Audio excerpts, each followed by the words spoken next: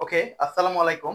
দেখো, আজকে আমরা পদার্থের গঠন অর্থাৎ তোমাদের এসএসসি 26 এবং 27, বেসিক্যালি 26, 27 দুইজনই ক্লাসটা করতে পারবা। তো তোমাদের জন্য আমাদের যে লাইভ আমাদের যে রেকর্ডেড ক্লাসগুলো চলছে, মানে হচ্ছে ফুল কেমিস্ট্রি আমি হচ্ছে কমপ্লিট করাই দিব। সো সেখানে হচ্ছে 26 এবং 27 এর জন্য আজকের রসায়নের পদার্থের গঠন ক্লাস 3। হ্যাঁ, তো পদার্থের গঠন ক্লাস 3 তে দেখো আজকে আমরা কি কি করব। আজকে আমরা অনেক সুন্দর করে ইলেকট্রন বিন্যাস শিখব। তারপরে আসো ইলেকট্রন বিন্যাসের নীতিসমূহ, কিছু নীতি মেনটেন করে অ্যাকচুয়ালি ইলেকট্রন বিন্যাস করতে হয়, তো সেই নীতিসমূহগুলো শিখবো। তারপরে আমরা কোয়ান্টাম সংখ্যা নিয়ে কথাবার্তা বলবো। এইটুকু পড়াশোনায় বেসিক্যালি আমরা হচ্ছে আজকের ক্লাস 3 তে করবো। অল্প, খুবই অল্প একটু পড়াশোনা। তাহলে চলো স্টার্ট করা যাক। তো আমার পড়াশোনার সিস্টেম কি ছিল? আগের সিস্টেম, একই সিস্টেম। তোমার সামনে কি থাকবে? অবশ্যই একটা খাতা থাকবে, আর হচ্ছে তোমার যে মাথা, সেই মাথা তো তোমার সাথেই আছে, সেটা থাকবে, এবং একটা কলম থাকবে। হ্যাঁ, একটা কলম থাকবে। এই তিনটা এলিমেন্ট হচ্ছে আমি প্রেফার করি। এছাড়াও যদি কিছু চাও তো সেটা তুমি রাখতে পারো আর কি, চাইলে সামনে। যাই হোক, লিখো খাতায় স্টার চিহ্ন দিয়ে লিখো ইলেকট্রন বিন্যাস। এটা খুবই ইম্পর্টেন্ট। সো দুইটা স্টার চিহ্ন দিয়ে লিখো ইলেকট্রন বিন্যাস। দুইটা স্টার চিহ্ন দিয়ে লিখো ইলেকট্রন বিন্যাস। ওকে, তো দেখো ইলেকট্রন বিন্যাসের সংজ্ঞাটা একটু লিখো। সংজ্ঞাটা আসে না, তাও একটু লিখে রাখো। কোন একটি পরমাণুর ইলেকট্রন সমূহকে সুবিন্যস্ত ভাবে বিভিন্ন কক্ষপথে আহ সুবিন্যস্ত ভাবে বিভিন্ন কক্ষপথে সাজানোর যে প্রক্রিয়া, সেটাকে বলা হয় হচ্ছে ইলেকট্রন বিন্যাস, অথবা সুবিন্যস্ত কক্ষপথে বিন্যস্ত করার যে প্রক্রিয়া, হ্যাঁ, সেটারে বলা হয় হচ্ছে ইলেকট্রন বিন্যাস। ওকে, তো যেটাই বলো এটাই হবে। ওকে, তো দেখো এই যে ইলেকট্রন বিন্যাস, এই ইলেকট্রন বিন্যাস আমরা তাহলে বেসিক্যালি কি করব? আমাদের যে একটা পরমাণুর ইলেকট্রন সমূহ থাকবে, এই ইলেকট্রন সমূহকে আমরা বিভিন্ন কক্ষপথে সুবিন্যস্ত উপায়ে সাজাবো। ইলেকট্রন সমূহকে হচ্ছে সাজাবো, ইলেকট্রন সমূহকে সাজাবো। ওকে, তো দেখো ইলেকট্রন সমূহকে যদি আমরা সাজাইতে চাই, তো বিভিন্ন স্যাররা এটা হচ্ছে বিভিন্ন ভাবে পড়ায়। তোমার বইয়ের মধ্যে দেখবা হচ্ছে এরকম এরকম তীর চিহ্ন দিয়ে অনেক হিবিজিবি একটা চিত্র দেওয়া, যেটা দেখলে তোমার মাথা ঘুরে যায়, তাই না? ওকে, তো এত চিত্র টিত্র কিছু লাগবে না, শুধুমাত্র একটা একটা লাইন তুমি মনে রাখবা। হ্যাঁ, একটা সেন্টেন্স তুমি মনে রাখবা। এটা দিয়ে এখন পর্যন্ত যে 118টা মৌল আছে, এই 118 নাম্বার মৌলের ইলেকট্রন বিন্যাস তুমি ক্লাস 10-এ থাকতেই শিখে ফেলতে পারবা। ওকে, সো চলো কিভাবে সেটা করে একটু দেখি। তুমি খাতার মধ্যে একটু তার তীর চিহ্ন দিয়া একটা গল্প লিখো, মানে একটা সেন্টেন্সের মতো লিখো আর কি। হ্যাঁ, তো সেন্টেন্সটা কি? সেন্টেন্সটা হচ্ছে সোহাগ স্যারের, লিখো সোহাগ স্যারের দুইটি পিএস, দুইটি ডিপিএস, দুইটি এফডিপিএস আছে। এফডিপিএস আছে। ওকে, এটা লিখে তুমি একটা বক্সের ভিতরে রেখে দাও। এটা লিখে একটা তুমি কোথায় রেখে দাও? একটা বক্সের ভিতরে রেখে দাও। আপাতত আর কিছু তোমার দরকার নেই। ওকে, এটা হচ্ছে আমাদের ইলেকট্রন বিন্যাসের একটা রাফ সেন্টেন্স, যেটা দিয়ে হচ্ছে আমরা ইলেকট্রন বিন্যাস সবকিছু করে ফেলতে পারবো। ওকে, এবার আসো আমাদের কিছু সংজ্ঞা শেখা লাগবে। আমি কিন্তু এখানে আবার আসবো। হ্যাঁ, এটা তুমি আপাতত বক্সে সাজায় লিখে রাখো। তো এরপরে আমাদের কিছু সংজ্ঞা লিখা রাখবে। একটু তীর চিহ্ন দিয়ে লিখো অরবিট। তীর চিহ্ন দিয়ে কি লিখো? অরবিট। ওকে, অরবিট। অরবিট একটা ইংলিশ শব্দ, আর বাংলা হচ্ছে শক্তি স্তর। এর বাংলা কি? শক্তি স্তর। এর বাংলা হচ্ছে শক্তি স্তর। তো অরবিট সমূহ গুলা কাকে বলা হয়? আমরা হচ্ছে বোর পরমাণু মডেলে যে হচ্ছে পরমাণু এঁকেছিলাম, মনে আছে? এই যে প্রত্যেকটা কক্ষপথকে, প্রথমটা কি ছিল? কে, এল, এম, তারপরটা কি ছিল? এন। তো প্রত্যেকটা কক্ষপথকেই ইন্ডিভিজুয়ালি বা আলাদাভাবে অরবিট অথবা শক্তিস্তর বলা হয়। কি বলা হয়? প্রত্যেকটা একটা পরমাণুর প্রতিটি কক্ষপথকেই শক্তিস্তর বলা হয়। লিখে ফেলছো খাতায়? অবশ্যই লিখে ফেলো। হ্যাঁ, সংজ্ঞা হিসেবে লিখে ফেলো অরবিট, ক নাম্বারের মাঝে মাঝে আসে। তারপর লিখো অরবিটাল। তারপর কি লিখো? অরবিটাল। খাতায় অবশ্যই তীর চিহ্ন দিয়ে লিখো অরবিটাল। অরবিটাল লিখো কক্ষপথের যে স্থানে ইলেকট্রন থাকার সম্ভাবনা সবচেয়ে বেশি। হ্যাঁ, কক্ষপথের যে স্থানে ইলেকট্রন থাকার সম্ভাবনা সবচেয়ে বেশি, সম্ভাবনা সব থেকে বেশি, তাকে বলা হয় অরবিটাল। ওকে, তাকে কি বলা হয়? অরবিটাল। তো সংজ্ঞাগুলো লিখছো, এগুলা ক নাম্বারে প্রায়শই আসে। ওকে, তো লিখছো অরবিটাল। এখন আসো এই যে অরবিটাল, এই অরবিটাল আছে হচ্ছে মোটামুটি আমাদের চারটা, বুঝছো? S, P, D, F. চারটা অরবিটাল আছে, এস, পি, ডি, এফ। ওকে, তো এই চারটা অরবিটালের জন্যই আমরা এল এর মান শিখবো। কার মান শিখবো? এল এর মান, তো এল এর মান কোত্থেকে আসছে, কোথায় যাবে, কিছু বোঝার দরকার নাই, এগুলো আমরা কোয়ান্টাম সংখ্যা গিয়ে পড়বো। ওকে, আপাতত একটু জানো এই এসপিডিএফ যে অরবিটাল গুলো আছে এগুলোর জন্য এল এর মান হচ্ছে এস এর জন্য 0, পি এর জন্য 1, ডি এর জন্য 2, এফ এর জন্য 3, এফ এর জন্য কত 3।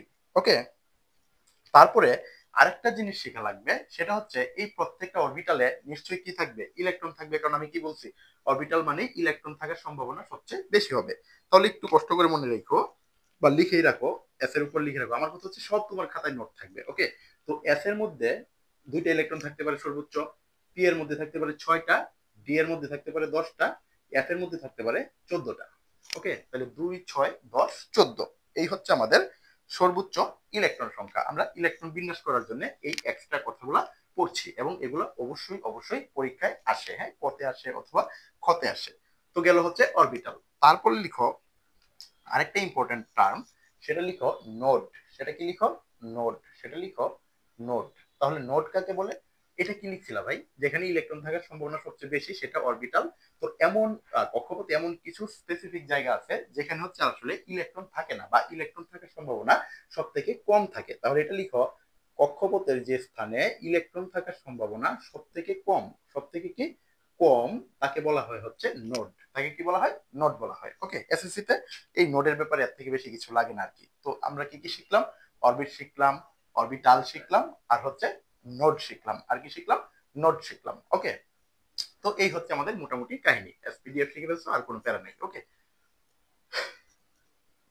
তারপরে আসো আমরা এই ইলেকট্রন বিন্যাস করার জন্য আরো কিছু নীতি শিখবো, আরো কিছু কি শিখবো, নীতি শিখবো। আমরা কিন্তু এই এই একটা লাইন দিয়ে কিন্তু সব ইলেকট্রন বিন্যাস করে ফেলবো, ঠিক আছে। তো ইলেকট্রন বিন্যাসের কিছু স্পেসিফিক নীতি আছে, এই নীতিগুলো একটু শেখা লাগবে। তো এই জিনিসটা আমি মুছে দিলাম, খাতায় লিখছো, অবভিয়াসলি খাতায় লিখবা, এবং হচ্ছে সেটা হচ্ছে আমাদের গ্রুপে তুমি হচ্ছে সাবমিট করতে পারো অথবা তোমার কাছে রাখতে পারো, এগুলো এত প্যারা আমি আসলে তোমাদেরকে দিব না আর কি, বুঝছো। তো যাই হোক, এর পরের পার্টটুকুতে যাই, চলো। তো এর পরের পার্টটুকু আমি কি বলছি ভাই, পরের পার্টটুকু বলছি আমি ইলেকট্রন বিন্যাসের কিছু স্পেসিফিক নীতি আছে। তাহলে আবার তীর চিহ্ন দিয়ে লিখো নীতি সমূহ, কি সমূহ, নীতি সমূহ। তো কয়টা নীতি শিখবো একটু দেখো, আমরা প্রথমেই হচ্ছে যে নীতিটা শিখবো সেটার নাম হচ্ছে আউফবাউ নীতি। কার নীতি, আউফবাউ নীতি, আউফবাউ নীতি, আউফবাউ নীতি। ওকে, তাহলে আউফবাউ নীতি কি জিনিস, আউফবাউ নীতিটা একটু কষ্ট করে লিখো, আমার সাথে সাথে একটু আমি বলতেছি, লিখো, লিখো ইলেকট্রন বিন্যাসের ক্ষেত্রে ইলেকট্রন সর্বদা নিম্ন শক্তি স্তর হতে ক্রমান্বয়ে উচ্চ শক্তি স্তরে প্রবেশ করে। কোথেকে প্রবেশ করে, ইলেকট্রন বিন্যাসের ক্ষেত্রে ইলেকট্রন সর্বদা সর্বনিম্ন শক্তি স্তর হতে, সর্বনিম্ন শক্তি স্তর হতে ক্রমান্বয়ে উচ্চ শক্তি স্তরে প্রবেশ করে, ক্রমান্বয়ে কই প্রবেশ করে, উচ্চ শক্তি স্তরে প্রবেশ করে। এটাই হচ্ছে আমাদের আউফবাউ নীতি, এটাই কার নীতি, আউফবাউ নীতি। এবং আউফবাউ নীতিটা আমরা যে সূত্র অনুযায়ী মেনটেন করব সেটা হচ্ছে এন প্লাস এল এর রুলস অনুযায়ী মেনটেন করব। কার রুলস অনুযায়ী, এন প্লাস এল এর রুলস অনুযায়ী মেনটেন করব, একটু পরে আমি তোমাদেরকে মেনটেন করে দেখাবো। ওকে, তো তারপরে আসো 2 নাম্বার, 2 নাম্বার হচ্ছে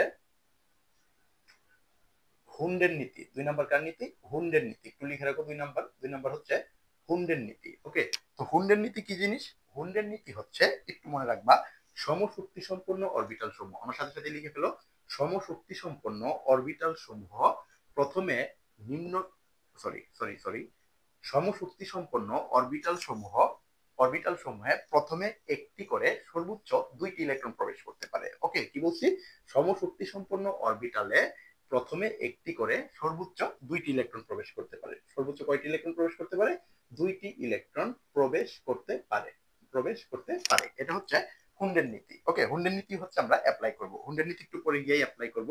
আপাতত আমি একটু লিখে দেই, এরকম ঘর বানায় বানায় আমি তোমারে হুন্ডের নীতি শিখাবো, P X, P Y, P Z.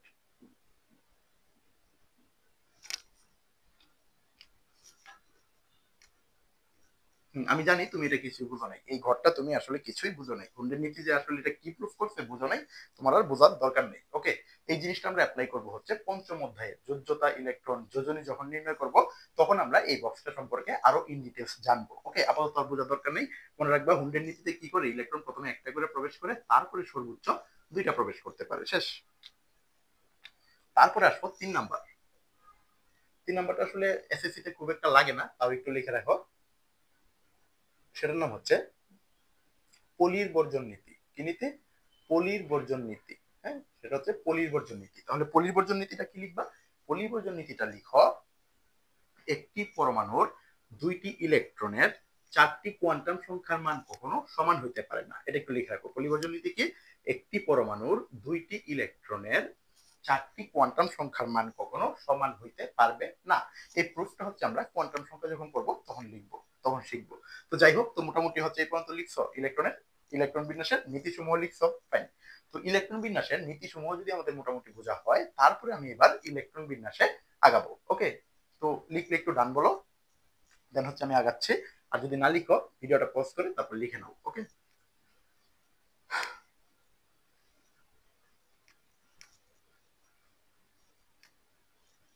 তো এইবার আসো হচ্ছে আমাদের ম্যাজিক।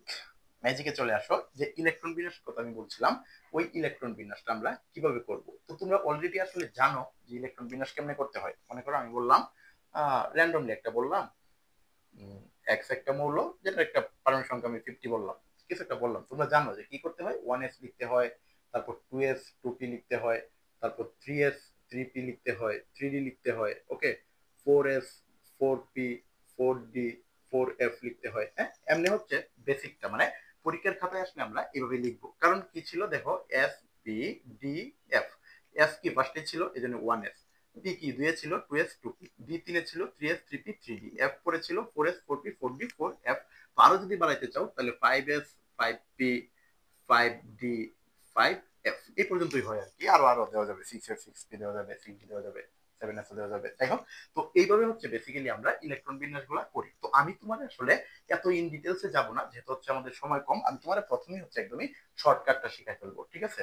তুমি হচ্ছে শর্টকাটটাকে শিখো, তারপর আমি বলতেছি যে পরীক্ষার হলে আসলে আসলে কোন কথাটা তুমি পরীক্ষার খাতায় লিখবা। কারণ আমাদের তো পড়াশোনা তো আসলে ভাই পরীক্ষার হলেই ভালো করার জন্য, তাই না? পরীক্ষার খাতায় ভালো মতো আউটপুটটা দেওয়ার জন্য। ওকে, তো দেখো এটা হচ্ছে আমাদের বেসিক এইভাবে হচ্ছে আমরা ইলেকট্রন বিন্যাস করি। তো এই ইলেকট্রন বিন্যাসে কিন্তু আমরা আউফবাউ রুলস অ্যাপ্লাই করি। কি রুলস অ্যাপ্লাই করি? আউফবাউ রুলস অ্যাপ্লাই করি। তাহলে এক্স যে 50, এটা যদি আমি ইলেকট্রন বিন্যাসটা করতে চাই, তাহলে একটু চলো দেখো, 1s2 2s2 2p6 3s2 3p6, এই 3p6 পর্যন্ত তুমি চোখ বন্ধ করে বসাই দিতে পারবা। কারণ এই পর্যন্ত হচ্ছে আমরা n+l এর যে রুলসটা, এই পর্যন্ত হচ্ছে খুব ইজিলি অ্যাপ্লাই করা যায়, মানে এই পর্যন্ত কোনো উল্টাপাল্টা নাই। ওকে, তো n+lটা আবার কি ছিল এখানে? n+l এর যে রুলসটা ছিল সেটা হচ্ছে n, এখানে হচ্ছে কি ছিল, n হচ্ছে কক্ষপথ সংখ্যা ছিল। n কি ছিল? n ছিল হচ্ছে কক্ষপথ সংখ্যা। n ছিল হচ্ছে কক্ষপথ সংখ্যা, আর l ছিল হচ্ছে অ্যাকচুয়ালি সহকারী কোয়ান্টামের মান, মানে এসপিডিএফ এর যে মানগুলা সেটাই হচ্ছে l ছিল। হ্যাঁ, তাহলে l কি এখানে এসপিডিএফ এর মান, বুঝছো? তো যাই হোক, আমরা যদি একটু দেখার চেষ্টা করি যেখানে তাহলে 1s এর ভ্যালু কত, 1s এর ভ্যালু কত হবে আমার একটু বলো তো। 1s এর ভ্যালু অবভিয়াসলি হবে এখানে n+l। 1s মানে কি? প্রথম কক্ষপথ। আর s এর মান কত আমি বলছি? s এর মান হচ্ছে এই যে মাত্র লিখে দিয়েছিলাম এস পি ডি এফ, এগুলোর জন্য l এর মান কত লিখছিলাম? 0 1 2 3। সো s, তাহলে আমি যদি n+l করি তাহলে n এর মান হচ্ছে 1, s এর মান হচ্ছে 0। তাহলে 1s এর আলটিমেট মান দাঁড়ায় হচ্ছে 1। 2s এর আলটিমেট মান কত, মানে যোগ করলে কত হয়? 2s এর জন্য 2 + 0 মানে 2 হয়, কারণ 2 মানে দ্বিতীয় কক্ষপথ, s মানে হচ্ছে 0, সো 2। 2p কত হয়? 2 + 1 মানে হচ্ছে 3, বুঝতেছো? n+l মানে s এর মান হচ্ছে, সরি 2p এর জন্য n এর মান হচ্ছে 2, আর p এর মান কত বলছি আমি? 1, সো 2 + 1 মানে 3। 3s এর জন্য আবার 3, 3 + 0 3, 3p এর জন্য হচ্ছে 3 + 1 4, 3d এর জন্য হচ্ছে 5। হ্যাঁ, আবার 4s এর জন্য কত? 4 + 0 মানে 4, 4p এর জন্য কত? 4 + 1 মানে হচ্ছে 5, এটা 6। তো এই হচ্ছে ভ্যালুগুলো আর কি। হ্যাঁ, তো এখন যদি আমি ইলেকট্রন বিন্যাস বসাইতে চাই তাহলে অবশ্যই আমার আউফবাউ রুলস অ্যাপ্লাই করে ইলেকট্রন গুলো বসাইতে হবে। তো আউফবাউ রুলস যদি আমি অ্যাপ্লাই করে ইলেকট্রন গুলো বসাইতে চাই, তাহলে দেখো 3p6 পর্যন্ত ইজিলি, কারণ একের পরে 2 যাবে, 2 এর পর 3 যাবে, 3 এর পর 4 নাম্বার 4 শক্তিতে যাবে, 4 এর পর 5 যাবে, যে 4 এর পর 5 গেল। হ্যাঁ, কিন্তু যখনই তুমি একটু বড় কিছু করবা, হ্যাঁ, তো ধরো মনে করো, আচ্ছা এখানে আমি 50 না দিয়ে 30 দেই, তাহলে একটু বুঝতে আরো ইজি হবে। 30 যদি দিই তাহলে দেখো এখানে কত হইলো? 2p6 পর্যন্ত, সরি 3p6 পর্যন্ত মনে রাখবা 18। তো 3p6 এর পরেই তোমার মন কি চাইবে? 3d তে বসাই দিই, 10 বসাই দিই, 18 10 28 হয়ে যাবে? না, 3p এর পর তুমি 3d তে বসাতে পারবা না। কারণ কি? এখানে 4, এটা 5, এটা আবার 4, এই যে নিম্ন শক্তি স্তর, তাহলে 4 এর পরে আবার 4 এ যাবে, তারপর 5 এ যাবে, শক্তি তো এভাবেই বাড়তেছে, তাই না? সো হচ্ছে এখানে 3p6 এর পরে তোমার 4s এ বসাইতে হবে। 4s এ ইলেকট্রন কয়টা বসাইতে হবে? দুইটা। তাহলে দেখো 18 2 20 হয়েছে, আর 10টা এখানে তুমি ডিরেক্ট বসাই দিতে পারবা। সো এটাই হচ্ছে আমাদের অ্যাকচুয়ালি বেসিক রুলসটা ছিল আর কি। এইভাবেই তোমরা ইলেকট্রন বিন্যাস শিখছো আমি জানি। ওকে, তো আমি তোমার আসলে যে জিনিসটা দেখাবো সেটা একবারই একটা শর্টকাট। এই শর্টকাটটা তুমি যদি করে নাও, এই শর্টকাটটা তুমি কোথায় করে নিবা বলো? এই শর্টকাটটা তুমি আরো ইউজেস অবশ্যই রাফ জায়গায় করে নিবা। আর আমি পড়ানোর সময় কি সিস্টেম বলছিলাম, আমি বক্সের ভিতরে যত কথা লিখে দিব এগুলো সবই হচ্ছে পড়াশোনার গালি। ওকে, এগুলো হচ্ছে তুমি কোনো ভদ্র জায়গায়, আই মিন পরীক্ষার খাতায় অ্যাপ্লাই করতে পারবা না। আমরা কি গালিগালাজ কোনো ভদ্র জায়গায় করি? করি না তো। সো পরীক্ষার আমার পড়ার যে গালিগুলা, এগুলো তুমি শুধুমাত্র তোমার নোট খাতায় লিপিবদ্ধ করে রাখবা। এগুলো কখনোই তুমি পরীক্ষার খাতায় অ্যাপ্লাই করতে পারবা না। যদি অ্যাপ্লাই করো, পরে স্কুলের টিচাররা থাবর টাবর দিলে আর কি আমার কোনো কিছু করার নেই। ওকে, ডিসক্লাইমার। তো যাই হোক, এই জিনিসটা আমি একটু মুছলাম। সেটা তো বুঝছো, এটা তো ইলেকট্রন বিন্যাস বুঝছো, এবং আমি জানি অলরেডি তুমি এটা পারো, হয়তো বা পরে একটু বোরিংও লাগতেছে। তো যাই হোক, আমি একদমই শর্টকাটে চলে যাই। এই শর্টকাটটা হচ্ছে অলরেডি n+l অ্যাপ্লাই করেই হচ্ছে এই শর্টকাটটা ক্রিয়েট করা। দেখো আমি যদি বলি সুহাগ স্যারের, তাহলে সুহাগ কিতে? এস তে এস, স্যার মানে কি? এস, এস এস, দুইটা পিএস, একটা পিএস, একটা পিএস, দুইটা পিএস। ডিপিএস কয়টা? দুইটা। ডিপিএস, ডিপিএস, এফডিপিএস কয়টা? দুইটা। এফডিপিএস, এফডিপি, ওই পাশে দেখা যায় না। যাই হোক, তাহলে এই হচ্ছে আমাদের রুলসটা। এটা দিয়ে আমি জাস্ট এই কথাগুলো লিখে ফেলছি। সোহাগ স্যারের দুইটা পিএস, দুইটা ডিপিএস, দুইটি এফডিপিএস। ওকে, এই যে রুলসটা, এটা অবশ্যই তুমি রাফে করবা। কোথায় করবা? রাফে করবা। এইবার আসো, এইবার যদি তোমার বলে যে এক্স একটা মৌল, যেটা হচ্ছে ইলেকট্রন কত? 50টা, এটার তুমি ইলেকট্রন বিন্যাস করো, তো এই জিনিসটা তো ভাই তোমার 1 সেকেন্ডই হয়ে যাবে। সর্বোচ্চ 10 সেকেন্ড লাগবে খাতার পাশে লিখতে, খাতার পিছনে লিখতে। তারপরে চোখটা জাস্ট বন্ধ করবা। কি করবা? এই যে চোখটা বন্ধ করছো না, চোখটা বন্ধ করে এখানে 50টা ইলেকট্রন বসাই দিবা উপরে, শেষ কাহিনী। ঠিক আছে? আর কোনো তোমার n+l, কোনো আউটবাউন্ড নীতি, কারো নীতি মানা লাগবে না, শুধু তুমি তোমার নীতিতে করে ফেলবা। ওকে, তাহলে তুমি যদি তোমার নীতিতে করে ফেলো, তাহলে কি হবে? 50 ইলেকট্রন, চলো আমরা করি। চোখ, এই যে দেখো আমি কিন্তু চোখ বন্ধ করে রাখছি। ওকে, চোখ বন্ধ করে এখানে জাস্ট 50 পর্যন্ত বসাই দিব। তাহলে চলো বসাই। 2 4, 4 আর 6 10, আর 2 12, আর 6 18, আর 2 20, আর 10 30, আর 6 36, 36 আর 2 কত? 38, 38 আর 10 48, 48 আর 2 50। ওকে, এই যে 50 ইলেকট্রন বসালাম না আমি খাতার রাফে। এইবার এই জিনিসটা তো রাফ, মানে গালিগালাজ, এটা তো নিশ্চয়ই আমি পরীক্ষার খাতায় করতে পারবো না। তো পরীক্ষার খাতায় কিভাবে লিখবো? দেখো, পরীক্ষার খাতায় যদি তুমি একটু এভাবে লিখো, তুমি নিজে বুঝবা। দেখো এটা কি? এটা হচ্ছে, সরি সরি,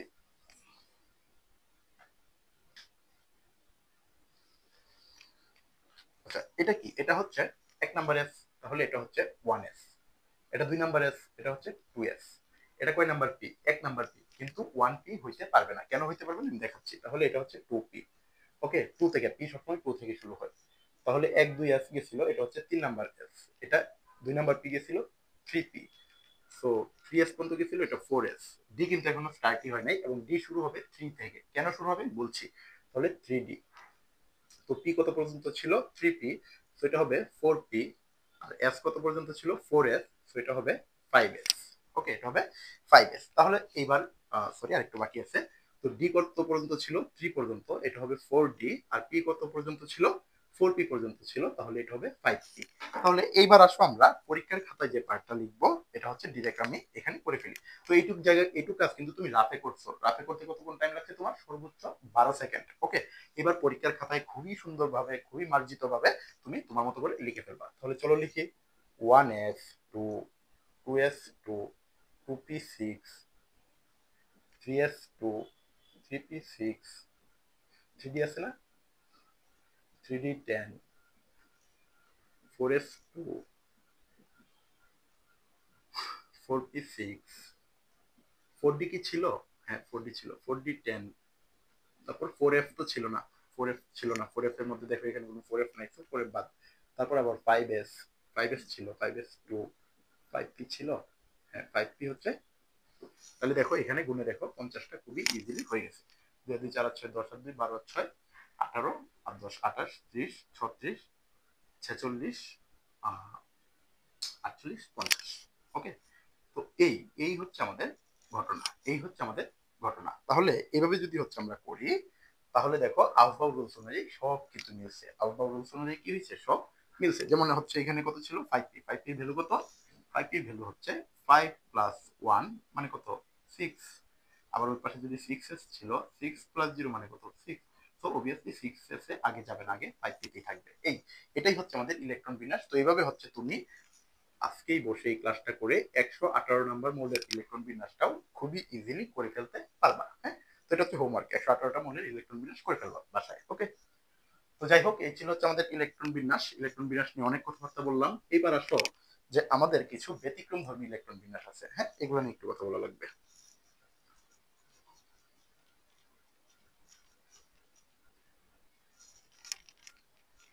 আচ্ছা, ব্যতিক্রম ধর্মী ইলেকট্রন বিন্যাসে আমি যাচ্ছি। ব্যতিক্রম ধর্মী ইলেকট্রন বিন্যাসে যাওয়ার আগে আমি আরো কিছু ইলেকট্রন বিন্যাসের কথা বলবো, যে কথাগুলো আমি বলছিলাম যে আসলে 2D কেন সম্ভব নয়, বা হচ্ছে যেমন যেমন একটু আগে আমি বলছিলাম 1s 2s 2p 2D কেন সম্ভব হচ্ছিল না। দেখো আমি যদি একটা কোশ্চেন করি, 2D কেন সম্ভব নয়, 2D কেন সম্ভব নয়, 2D সম্ভব নয় কেন, এটা প্রায় আসে কোশ্চেনে। তাহলে এই ব্যাখ্যাটা আপাতত একটু বুঝবো, আমরা কোয়ান্টাম অরবিটে গিয়ে আরো ভালোভাবে বুঝবো, কোয়ান্টাম সংখ্যা গিয়ে আরো ভালো বুঝবো। ওকে, তাহলে দেখো 2D, 2D, তাহলে 2D মানে কত নাম্বার কক্ষপথ, দ্বিতীয় কক্ষপথ। তো দ্বিতীয় কক্ষপথের জন্য n কি হবে, n হবে হচ্ছে 2। হ্যাঁ, তো মনে রাখবা, আমি ওইখানে গিয়ে আরো ভালোভাবে বোঝাবো, আপাতত একটু বলি, তারপর তুমি নিজে একটু করে পারবা। এল, মনে রাখবা এন এর মান যা হয়, এল এর মান 0 থেকে শুরু করে সবসময় এর থেকে 1 কম হয়। তাহলে এন এর মান যদি 2 হয়, এল এর মান কত, 0 1। তো এল এর মান যদি 0 1 হয়, তাহলে 0 জন্য কি, 0 জন্য হচ্ছে এস, 1 এর জন্য কি, পি। এই জন্য হচ্ছে 2 হইলে সর্বোচ্চ 2s এবং 2p হইতে পারে, 2d হইতে পারে না। আমি কোয়ান্টাম সংখ্যা পড়াইলে এই এক্সপ্লেনেশনটা একটু পরে তুমিই পারবা, সবগুলোই পারবা। ওকে, তাও আমি একটু জাস্ট দেখাই নিলাম আর কি। তো এটা হচ্ছে আমাদের ইলেকট্রন বিন্যাসের সাথে রিলেটেড, তো এই জন্য আমি দেখা ফেললাম। তারপরে আসো আমরা ব্যতিক্রম ধর্মী ইলেকট্রন বিন্যাসে যাব, এবং সবচেয়ে মজার ব্যাপার হচ্ছে এই ব্যতিক্রম ধর্মী ইলেকট্রন বিন্যাসগুলোই কিন্তু পরীক্ষায় বেশি বেশি আসবে। ওকে, তাহলে একটু খাতায় স্টার চিহ্ন দিয়ে লিখো ব্যতিক্রম ধর্মী ইলেকট্রন বিন্যাস, ব্যতিক্রম ধর্মী ইলেকট্রন বিন্যাস। ওকে, তাহলে ব্যতিক্রম ধর্মী ইলেকট্রন বিন্যাস পড়ার আগে একটু মনে রাখবা যে অরবিটাল সমূহ, একটু আমার সাথে সাথে লিখো, অরবিটাল সমূহ পূর্ণ এবং অর্ধপূর্ণ অবস্থায়, পূর্ণ এবং অর্ধপূর্ণ অবস্থায় বেশি স্থিতিশীল থাকে, বেশি স্থিতিশীল থাকে। অরবিটাল সমূহ কি হয়, পূর্ণ এবং অর্ধপূর্ণ অবস্থায় বেশি স্থিতিশীল থাকে। তাহলে একটা অরবিটালের পূর্ণ এবং অর্ধপূর্ণ অবস্থা মানে কি বোঝাচ্ছি আমি, অরবিটাল কি কি ছিল, এফ, পি, ডি, এফ।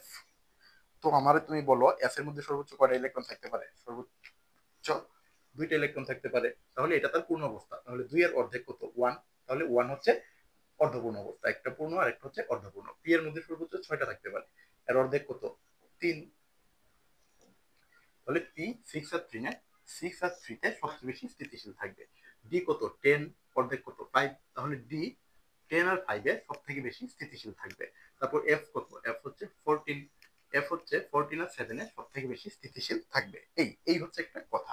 এবার এই কথা দিয়ে চলো আমরা যদি একটা প্র্যাকটিস করি, যেমন মোস্ট অফ দ্য টাইমই যেটা আসে ক্রোমিয়াম আর হচ্ছে কপার, এই দুইটা জিনিস আসে আর কি। তাহলে ক্রোমিয়াম 24, কপার হচ্ছে 29, এটা যদি তুমি করতে চাও, তাহলে চলো ইলেকট্রন বিন্যাসটাকে করি। তো আর্গন পর্যন্ত তো আমি একটু আগে দেখাইলাম, আর্গন পর্যন্ত আমরা অটো করে ফেলতে পারবো, মানে 3p6 পর্যন্ত।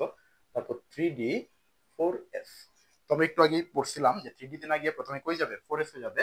তো 4s এ কত হওয়ার কথা, এই পর্যন্ত তো 18, 18 আর 2 20, আর 9 কত, সরি, আর 4 কত, 24। এবার আসো, এই জিনিসটার যদি শক্তি হয়, আমি ধরে নিলাম এই জিনিসটার একটা ভ্যালু যদি মনে করো 100 হয়, এই পোর্শনটার ভ্যালু যদি 100 হয়, তো এখানে কি আছে, 3d4, 4s2, এখানে 4s2 পূর্ণ আছে, ইটস ওকে, পূর্ণ আছে। বাট 3d4 কিন্তু পূর্ণ অর্ধপূর্ণ কোনোটাই নাই, তাই না? তো আমি যদি এখানে একটা কাজ করি, এই যে ডি এর অরবিট, ডি এর যে ইলেকট্রন, এটা 4 থেকে যদি পাস করে দেই, আর এটা যদি 4s2, 2 থেকে 1 করে দিই। আগের বার দেখো 4 2 6 ছিল, এবারও 5 আর 1 6 হয়েছে। তাহলে আগের বার শুধু 4s পূর্ণ ছিল, বা 3d পূর্ণ অর্ধপূর্ণ কিছুই ছিল না। তো ওইটার ভ্যালু যদি আমি 100 ধরে নিতাম, এবার দেখো 4s ও অর্ধপূর্ণ হয়েছে, 3d ও অর্ধপূর্ণ হয়েছে। তো পূর্ণ অর্ধপূর্ণতে তো ভ্যালু অবভিয়াসলি সেমই থাকবে।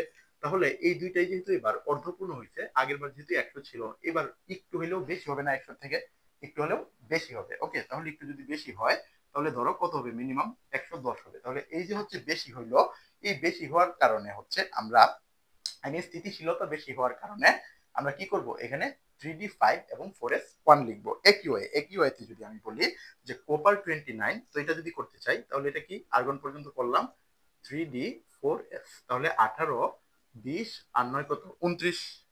তো এটাও কি সেম করা যায় না? এখানে যদি আমি 4s1 করে দেই, 3d যদি 9 থেকে 10 করে দেই, তাহলে কি স্থিতিশীলতা বেড়ে গেল না? দেখো আগের বার কিন্তু দুইটাই স্থিতিশীল ছিল না।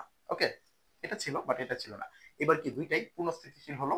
এই জন্য হচ্ছে কোপারের ক্ষেত্রে এবং ক্রোমিয়ামের ক্ষেত্রে কি হবে, ইলেকট্রন বিন্যাস ব্যতিক্রম হয়। ওকে, তো এই ছিল হচ্ছে আমাদের ব্যতিক্রম ধর্মী ইলেকট্রন বিন্যাস। তারপরে আসো, সামটাইমস তোমারে আরো হচ্ছে ঘুরাই দিবে কোয়েশ্চেন, বুঝছো? কোয়েশ্চেন কি করবে, কোয়েশ্চেন সামটাইমস তোমাকে আরো ঘুরাই দিবে। ওকে, তো আরেকটু যদি ঘুরাই দেয় তাহলে কিভাবে করবে। ওকে, তো এই হচ্ছিল আমাদের যে ব্যতিক্রম ধর্মী ইলেকট্রন বিন্যাস গুলা। হ্যাঁ, তো আমরা কি কি শিখলাম, নর্মাল ইলেকট্রন বিন্যাস শিখলাম, ব্যতিক্রম ধর্মী ইলেকট্রন বিন্যাস শিখলাম। এবার আসো তোমার টিচাররা আরো ঘুরাই দিবে, ঠিক আছে, আরো ঘুরাই দিয়ে আটকায় দেওয়ার ট্রাই করবে, বাট আমরা তো আটকায় গেলে চলবে না। সো যদি আটকায় গেলে না চলতে হয়, তাহলে আরো কিছু জিনিস আমাদের এক্সট্রা শেখা লাগবে। সেটা একটু লিখো।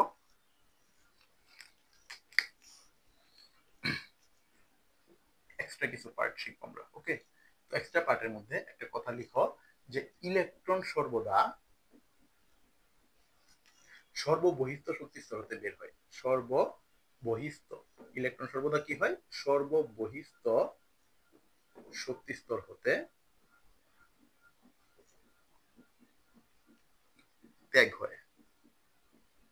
যেমন আমি যদি মাত্রই তোমাকে যে ইলেকট্রন বিন্যাসটা করতে দিয়েছিলাম, যদি বলতাম যে কপার না দিয়ে কপার প্লাস বলতাম, তাহলে কপার কত ছিল 29, ঠিক আছে?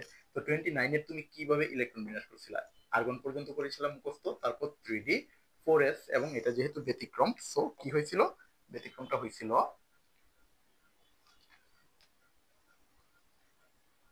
ব্যতিক্রমটা কি হয়েছিল, 4s এ হচ্ছে 1 হয়েছিল এবং 3d তে হচ্ছে 10 হয়েছিল।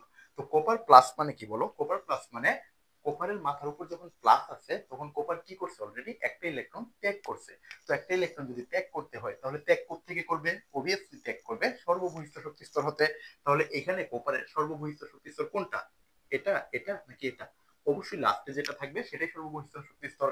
তাহলে সর্ববহিস্থ শক্তি স্তর হতে যদি একটা ইলেকট্রন ত্যাগ করে, তাহলে এখানে আলটিমেটলি 4s1 ছিল, সেটা 4s0 হয়ে যাবে। তার মানে এইটুক পার্টি হচ্ছে আমাদের কপার প্লাসের ইলেকট্রন বিন্যাস। ওকে, এবার যদি তোমার বলতো জিঙ্ক 2 প্লাস করো, এটা হোমওয়ার্ক। আমি যদি বলি Fe2 প্লাস করো, এটা হচ্ছে হোমওয়ার্ক। আমি যদি বলি Fe3 প্লাস, এটাও হচ্ছে হোমওয়ার্ক। তাহলে এইগুলো নিজে নিজে প্র্যাকটিস করবা। ওকে, এগুলো হচ্ছে নিজে নিজে প্র্যাকটিস করবা। এই এই ছিল হচ্ছে আমাদের ইলেকট্রন বিন্যাস। ঠিক আছে, আর কিছু আছে ইলেকট্রন বিন্যাসে? মোটামুটি আর কিছু নাই। তুমি সুন্দর মতো কেমিস্ট্রি বইটা খুলে দেখবা, এছাড়া আর কোনো কিছু নাই। বই আসলে এত ইন ডিটেলস নাইও, আমি হচ্ছে ইন ডিটেলস পুরোটাই করলাম। এবং আমি যেটা তোমাকে শিখাইলাম না সেটা হচ্ছে ওই যে বইয়ের মধ্যে অনেক সুন্দর একটা হিবিজিবি চিত্র দেখবা, এরকম তীর চিহ্ন দিয়ে দিয়ে আছে। এই চিত্রটা আসলে তোমার এত বেশি ইম্প্যাক্টফুল না, সো এটা হচ্ছে তোমার না পড়লেও চলবে। আর অলরেডি যদি শিখে থাকো ওইভাবে তাহলে ইটস ওকে। হ্যাঁ, ওইটা আমি পড়াচ্ছি না আর কি। ওকে, যাই হোক, তাহলে এই ছিল হচ্ছে আমাদের ইলেকট্রন বিন্যাস। ইলেকট্রন বিন্যাসের নীতি সমূহ পড়লাম। এইবার শুধু বাকি আছে কোয়ান্টাম সংখ্যা। কোয়ান্টাম সংখ্যা যদিও হচ্ছে এসএসসি লেভেলে এত বেশি ইম্পর্টেন্ট না, খুব একটা আসে না, তবে লাস্ট 2 বছর ধরে হচ্ছে যেহেতু বোর্ড পরীক্ষা চলে আসছিল, সেই জন্য আমি কোয়ান্টাম সংখ্যাটাও দেখাই দিব।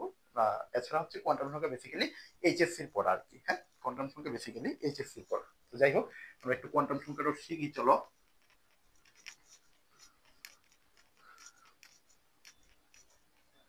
তো খাতা বের করো, খাতা তো বের করা আছেই, স্টার চিহ্ন দিয়ে লিখো, 2টা স্টার চিহ্ন দিয়ে লিখো, এটাও ইম্পর্টেন্ট। লাস্ট কয়েকবার ধরে এটা বোর্ড পরীক্ষায় চলে আসতেছে। দেখো কোয়ান্টাম সংখ্যা, কোয়ান্টাম সংখ্যা। ওকে, তাহলে কোয়ান্টাম সংখ্যা কি? কোয়ান্টাম সংখ্যা হচ্ছে যে সংখ্যার মাধ্যমে, সংখ্যাটা একটু লিখে ফেলো, যে সংখ্যার মাধ্যমে ইলেকট্রনের আকৃতি প্রকৃতি চৌম্বকীয় তত্ত্ব এবং ঘূর্ণন, হ্যাঁ, চৌম্বকীয় কোয়ান্টাম সংখ্যা বলে আর কি, চৌম্বক বা ঘূর্ণন ব্যাখ্যা করা যায়। হ্যাঁ, তাহলে যে সংখ্যার মাধ্যমে কোনো একটি ইলেকট্রনের আকৃতি, প্রকৃতি, ঘূর্ণন ইত্যাদি ব্যাখ্যা করা যায় তাকে বলা হয় কোয়ান্টাম সংখ্যা। তাকে কি বলা হয়? কোয়ান্টাম সংখ্যা বলা হয়। ওকে, তাহলে এই যে কোয়ান্টাম সংখ্যার সংজ্ঞাটা তুমি লিখে ফেলছো, তাহলে কোয়ান্টাম সংখ্যার অ্যাকচুয়ালি প্রকাশ করে কিভাবে একটু দেখো। কোয়ান্টাম সংখ্যার প্রকাশ করে আসলে চারটা ওয়েতে। চারটা ওয়ে কি কি? একটা হচ্ছে প্রধান কোয়ান্টাম সংখ্যা, একটা হচ্ছে প্রধান কোয়ান্টাম সংখ্যা, একটা হচ্ছে সহকারী কোয়ান্টাম সংখ্যা, একটা হচ্ছে চুম্বকীয় কোয়ান্টাম সংখ্যা। অনেকে চৌম্বকীয় বলে বা চুম্বকীয় বলে, একই। চুম্বকীয় বা চৌম্বকীয় বলতে পারো, অনেক বই চৌম্বকীয় লেখা আছে। চৌম্বকীয় কোয়ান্টাম সংখ্যা। আরেকটা হচ্ছে ঘূর্ণন বা স্পিন কোয়ান্টাম সংখ্যা, ঘূর্ণন বা স্পিন কোয়ান্টাম সংখ্যা। ওকে, তো দেখো যে প্রধান কোয়ান্টাম সংখ্যা, এই প্রধান কোয়ান্টাম সংখ্যাকে আসলে এন দ্বারা প্রকাশ করা হয়। কি দ্বারা প্রকাশ করা হয়? এন। সহকারী কোয়ান্টাম সংখ্যাকে এল দ্বারা প্রকাশ করা হয়। চৌম্বকীয় কোয়ান্টাম সংখ্যাকে মানে ম্যাগনেটিক এম দ্বারা প্রকাশ করা হয়। স্পিন কোয়ান্টাম সংখ্যাকে এস দ্বারা প্রকাশ করা হয়। মনে রাখবা। এবার আসো তাহলে এগুলোর ভ্যালুগুলো কিভাবে হবে। এন মানে কি? এন তো হচ্ছে প্রধান কক্ষপথ। এন মানে কি? প্রধান কক্ষপথ। এন মানে কি? প্রধান কক্ষপথ। তাহলে এন এর মান কি হইতে পারে? আমরা 4 পরমাণু মডেল থেকে শিখেছিলাম এন এর মান প্রথম কক্ষপথের জন্য 1 2 3 4 ডট ডট ডট হইতে পারে। ওকে, কে এল এম এন আরো আছে। তো সহকারী কোয়ান্টাম সংখ্যার মান কি হতে পারে? সহকারী কোয়ান্টাম সংখ্যার মানটা লিখে রাখবা যে সহকারী কোয়ান্টাম সংখ্যার মান হয় 0 হতে n মাইনাস 1 পর্যন্ত। 0 হতে কত পর্যন্ত? n মাইনাস 1 পর্যন্ত। চুম্বকীয় কোয়ান্টাম সংখ্যার মান কি হয়? মাইনাস এল হতে 0 সহ প্লাস এল পর্যন্ত। ওকে, ঘূর্ণন বা স্পিন কোয়ান্টাম সংখ্যা কি হয়? এটা মনে রাখবা, প্লাস মাইনাস হাফ হয়। কি হয়? প্লাস মাইনাস হাফ হয়। এই এই হচ্ছে আমাদের মোটামুটি চারটা কোয়ান্টাম সংখ্যা। তো এই যে কোয়ান্টাম সংখ্যাগুলা, এই কোয়ান্টাম সংখ্যাগুলা দিয়ে তোমাকে অ্যাকচুয়ালি বের করতে বলবে পরীক্ষার হলে, তোমাকে কোয়ান্টাম সংখ্যা বের করতে বলবে। তো চলো আমরা একটা কোয়ান্টাম সংখ্যা একটু বের করে দেখাই, তারপরে আমি যখন তোমাকে সিকিউ পার্ট পড়াবো ওই জায়গায় তোমার আমি শিখাবো যে কোয়ান্টাম সংখ্যা দিয়ে কিভাবে 2n স্কয়ার সূত্রের মাধ্যমে আসলে কোন অরবিটে কতগুলা, সরি কোন অরবিটালে কতগুলা টোটাল ইলেকট্রন থাকতে পারে, এই জিনিসগুলো আমি সিকিউ যখন টাইপ ওয়াইজ যখন তোমাকে সিকিউ পড়াবো তখন শেখাবো। ওকে, আপাতত আমি বেসিকে ওই পার্টটা যাচ্ছি না। তো দেখো তোমাকে যদি একটা কোশ্চেন করে বললো যে ফসফরাসের 15তম ইলেকট্রনের কোয়ান্টাম সেট নির্ণয় করো। কি নির্ণয় করো? কোয়ান্টাম সেট নির্ণয় করো। তো তুমি কি করবা? ফসফরাস। তো ফসফরাসের প্রথম প্রধান কাজ হচ্ছে, অ্যান্সারটা করার জন্য প্রথম প্রধান কাজ হচ্ছে তুমি ফসফরাসের জন্য কি করবা? ইলেকট্রন বিন্যাস করবা। তো আমি তোমাকে অলরেডি ইলেকট্রন বিন্যাস শিখাইছি। ফসফরাস ইলেকট্রন বিন্যাস কেমনে? 1s2 2s2 2p6 3s2 3p 6 2 8 2 10 12 13 14 15। ওকে, তো এইবার আমাকে একটু বলো, এই যে হচ্ছে এখানে 3p3 আছে, 15তম বলছে, এই 15তম ইলেকট্রনটা কোথায় আছে ফসফরাসের? এখানে 1 নাম্বার 2 নাম্বার 3 নাম্বার 4 নাম্বার, এখানে 10 পর্যন্ত আছে, 12 13 14 15। তার মানে এই যে পার্টটা, এইখানে কিন্তু ফসফরাসের 15তম ইলেকট্রনটা আছে। ওকে, তো চলো আমরা একটু দেখি কোয়ান্টাম সেটটা কি হবে। তো এন এর মান কত হবে? এন এর মান অবভিয়াসলি যেহেতু এটা 3 নাম্বার কক্ষপথে আছে 3 হবে। এল এর মান কত হবে? এল এর মান বলছি 0 থেকে n মাইনাস 1। তাহলে 0 থেকে n মাইনাস 1 যদি হয়, আর n যদি হয়, n যদি 3 হয়, 3 মাইনাস 1 মানে কত? 2। 3 মাইনাস 1 মানে কত? 2। তাহলে 0 থেকে 2 পর্যন্ত হবে। তাহলে 0 থেকে 2 মানে কি? 0 1 2 লিখতে পারি আমি। আর m এর মান কি হবে? m এর মান বলছি মাইনাস l হতে 0 সহ প্লাস l। তাহলে মাইনাস l মানে কি? l এখানে কত পর্যন্ত আছে? 2 পর্যন্ত। তাহলে মাইনাস 2 মাইনাস 1 0 প্লাস 1 প্লাস 2, এটা হইতে পারে আমার m এর মান। হ্যাঁ, এই সবগুলোই আমার m এর মান হওয়ার পসিবিলিটি আছে, মানে সবগুলো m এর মান হবে। তারপরে আসো কি বলছি? s এর মান। তাহলে s এর মানটা কিরকম হবে? এই এস এর মান বোঝার জন্য আমি একটু আগে তোমাকে হুন্ডের নীতি পড়িয়েছিলাম। একটু আগে হুন্ডের নীতি পড়ালাম না? হুন্ডের নীতিতে কি বলছিলাম? যে সমশক্তি সম্পন্ন অরবিটালে ইলেকট্রন প্রথমে একটি করে প্রবেশ করবে, তারপর দুটি করে প্রবেশ করবে। তো দেখো এই যে পি, এই পি এর মনে রাখবা উপশক্তি স্তর আছে 3টা। পি এর উপশক্তি স্তর কয়টা আছে? 3টা। এটা আমরা যোজনীর চ্যাপ্টারে গিয়ে পড়বো, চ্যাপ্টার 5 এ গিয়ে পড়বো। তাহলে 3টা হচ্ছে উপশক্তি স্তর আছে। এই 3টা উপশক্তি স্তরের নাম হচ্ছে P X, P Y, P Z. Okay, তাহলে এই যে P X, P Y, P Z, এখানে কয়টা ইলেকট্রন থাকতে পারবে? টোটাল 6টা ইলেকট্রন থাকতে পারবে, কারণ কারণে আমি একটু আগে জানছি আমরা যে পিতে সর্বোচ্চ 6টা ইলেকট্রন থাকতে পারে। তাহলে এখানে কয়টা আছে? 3টা ইলেকট্রন, এবং আমি জানি এই 3টার মধ্যে 15 নম্বর ইলেকট্রনটা আছে। তাহলে 3টা ইলেকট্রন চলো আমি প্রবেশ করে। তো প্রবেশের সময় অবভিয়াসলি হুন্ডের রুলস অনুযায়ী একটা একটা করে প্রবেশ করবে। তাহলে এই যে দেখো এই পর্যন্ত কয়টা ছিল? 10, 11, 12, 13 number electron, 14 number electron, 15 number electron একটা একটা করে কিন্তু প্রবেশ করতেছে। যদি এখানে আরো ইলেকট্রন থাকতো তখন এখানে হয়তো আরেকটা, এখানে হয়তো আরেকটা, এখানে হয়তো আরেকটা। এবং ইলেকট্রন প্রবেশের সময় এভাবে প্রবেশ করে প্রথম ইলেকট্রনটা, এবং এর সেকেন্ড ইলেকট্রনটা প্রবেশের সময় অবশ্যই উল্টোমুখী হয়ে প্রবেশ করে। ঠিক আছে, তাহলে 15তম ইলেকট্রন কোনটা? এ পর্যন্ত 12, 13, 14, 15। তাহলে আমরা পেয়ে গেলাম এই যে আমাদের ইলেকট্রনটা,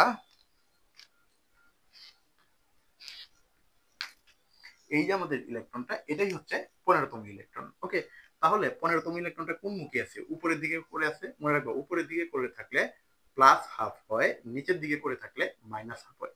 তাহলে এটা যেহেতু উপরমুখী হয়ে আছে তাহলে এটা হবে প্লাস হাফ। এই হচ্ছে আমাদের ফসফরাসের 15তম ইলেকট্রনের কোয়ান্টাম সেট। তো এইভাবে তুমি চাইলে ক্লোরিনের 17 নম্বর ইলেকট্রনের কোয়ান্টাম সেট, ম্যাগনেসিয়ামের 10তম ইলেকট্রনের কোয়ান্টাম সেট, যে কোনো সেট তুমি বের করতে পারবা। এবং এই কোয়ান্টাম সেট দিয়ে আমি কিন্তু বারবার বলতেছি সিকিউ এ যেগুলো আসবে এগুলো এমসিকিউ তে আসবে। সিকিউ এ আসবে যে কোয়ান্টাম সংখ্যার মাধ্যমে 2n স্কয়ার সূত্রকে সমর্থন করে নাকি করে না, এই ধরনের অনেক হাবিজাবি কোশ্চেন আছে।